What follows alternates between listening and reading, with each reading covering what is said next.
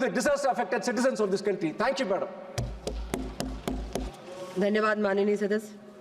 माननीय सदस्य श्री हनुमान बेनीवाल जी। धन्यवाद सभापति जी। सदन में आज आपदा प्रबंधन संशोधन विधेयक की चर्चा हो रही है। विधेयक के उद्देश्य के बारे में मेरे से पूर्व पक्ष विपक्ष के माननीय कई सांसदों ने अपनी बात रखी।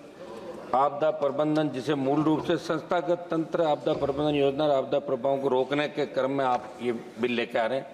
मंत्री जी यहाँ विराजमान है। मंत्री जी, ज़्यादा अच्छा तो ये रहता कि आपदा को लेके कई बार चर्चा भी हाउस के अंदर हुई। अच्छा होता कि आप तमाम सांसदों से एक राय लेते और उसके बाद एक ऐसा बिल लेके आते कि हम प्रत्येक उस व्यक्ति को आपदा के समय जिसको जिस चीज़ की आवश्यकता है वो सारी आवश्यकता मुहैया करवा सकें।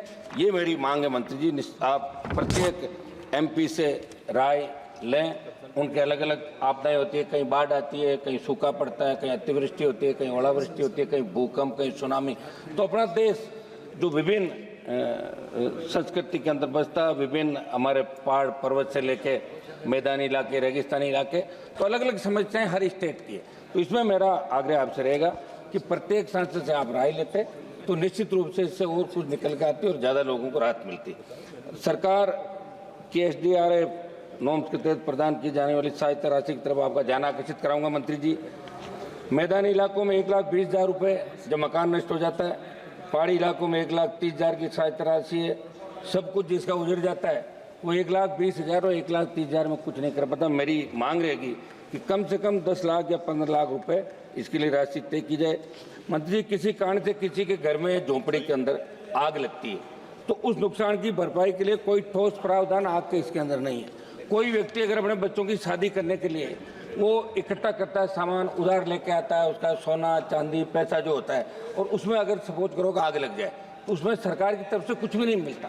तो इनको भी इसके अंदर सम्मिलित किया जाए। मैं ये भी कहूँगा किसान अपनी उपज को स्टोर करने के लिए, जिसको अपन खलिहान बोलते हैं, उस खलिहान के अंदर अगर आग लग जाती है तो उसको भी आपदा के अंदर नहीं लिया गया। भी मांग रहेगी कि इसको भी इसके अंदर लिया जाए। आप कपड़ों पर दे रहे हो 2,500 रुपये, आप दे रहे हो न्यूनतम 75% भुगतान सरकार करे। ये मेरी मांग है कि जितने उसकी नुकसान हो इसका आकलन करा के और उसको अधिकतम राशि उस व्यक्ति को मिले। अतिवृष्टि या बाढ़, अकाल, शीतलहर या लू से भी लोगों को भारी आर्थिक नुकसान उठाना पड़ता है। इस समझ में भी आप करेंगे। सांसद कोष और विधायक कोष से भी ऐसी परिस्थिति में जहां किसी भी प्राकृतिक आपदा से लोगों को नुकसान हुआ हो। वैसे सांसद कोष बहुत कम है, 5 करोड़ है।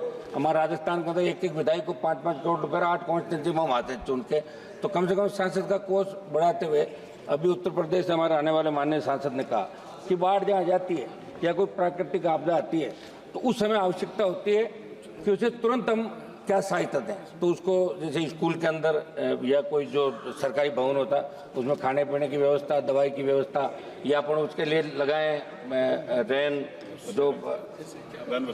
रेन बसेरा उसका करें, वर्षा को रोक सकें और तुरंत हम सहायता क्या दें।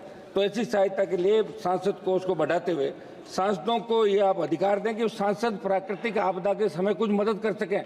लोग हमारे पास आते हैं, मदद नहीं कर पाते, तो इसके अंदर आप प्रावधान करें और सांसद के ESP बढ़ाएं। SDRF NDRF के नॉर्म्स के अनुसार मदद करने की सिफारिश करने के अलावा कुछ नहीं कर सकते। इसलिए आपसे हमारी गृह राज्य मंत्री जी जो बहुत ज़्यादा ध्यान भी रखते हैं हर व्यक्ति का, हर सांसद का, तो आप इस विशेष रूप से इस बात का ध्यान रखेंगे कि लोग हमारी तरफ देखते हैं और हम सरकार की तरफ देखते। 1 मिनट था, बात तो समाप्त करने कंप्लीट कर ली, कंप्लीट। हाल ही में अग्निशमन सेवाओं के आधुनिकीकरण से जुड़ा मेरा सवाल था, जिसके जवाब में गृह राज्य मंत्री जी ने कहा कि अग्निशमन सेवा राज्य का विषय और अनुच्छेद 243 के तहत भारत के संविधान की 12वीं अनुसूची में एक नगरपालिका कार्य के रूप में सम्मिलित किया गया।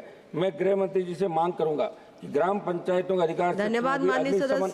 1 मिनट समाप्त कंप्लीट करिए प्लीज। 1 मिनट नहीं हुआ अभी तो, हम सब 1-2 चर्चा मिनट होते हो। अग्निशमन सेवाओं को अनिवार्य करने का प्रावधान बनाया जाए। चूंकि 15वें वित्त आयोग द्वारा राज्यों में अग्निशमन सेवाओं के अर्जुन करके 5,000 करोड़ के प्रावधान की सिफारिश की गई, लेकिन गांव में अग्निशमन की आवश्यक जरूरत है। इसमें आप जो भी उपखंड और पंचायत समिति मुख्यालय नगर क्षेत्र नहीं है, प्रारंभिक तौर पर वहाँ आप अग्निशमन को निर्धारित करने का प्रावधान तत्काल करने की आवश्यकता। सभापति जी, हमारे एक दो महत्वपूर्ण सुझाव है, अगर आप कहें तो मैं दे दूं, आप कहें तो बैठ जाओ, वहाँ बताएं। आपने दिया टाइम लोगों को साथ कंप्लीट करिए। आपदाओं की पूर्व चेतावनी प्रणाली को मजबूत किया जाए। ताप, लहरों, बाढ़ और सूखे जैसी आपदाओं का सटीक पूर्वानुमान लगाने के आधुनिक तकनीकों का उपयोग किया जाए। वन क्षेत्र बढ़ाने के लिए योजनाएं लागू की जाए। औद्योगिक प्रदूषण को रोकने के लिए सख्त कानून बनाए जाए। आपदा के बाद राहत कार्यों को तेज और व्यवस्थित किया जाए। प्रभावित क्षेत्रों में पुनर्वास और रोजगार की व्यवस्था की जाए। राजस्थान के अंदर अभी हमारे खेजड़ी का वृक्ष, चलिए धन्यवाद धन्यवाद। एक लास्ट समाप्त कर रहा हूं साहब, लास्ट। खेजड़ी के वृक्ष की अंधाधुंध कटाई चल रही राजस्थान के अंदर, बहुत से लोग आंदोलन करें। खेजड़ी हमारी जीवन धारा है राजस्थान की, मध्य प्रदेश की, और आप सोलर ला रहे हो, नए उद्योग ला रहे हो, लेकिन खेजड़ी के वृक्ष को नहीं काटा जाए। वो छाया के साथ साथ लोगों को रोजगार भी देता है। जो सब्जी होती है सांगरी की, वो वर्ल्ड फेमस सारी, माननीय सदस्य श्री अरुण नेहरू इन जी, चीजों का विशेष रूप से ध्यान रखते हुए इसमें बड़े संशोधन आप लोग करें। मैडम धन्यवाद धन्यवाद।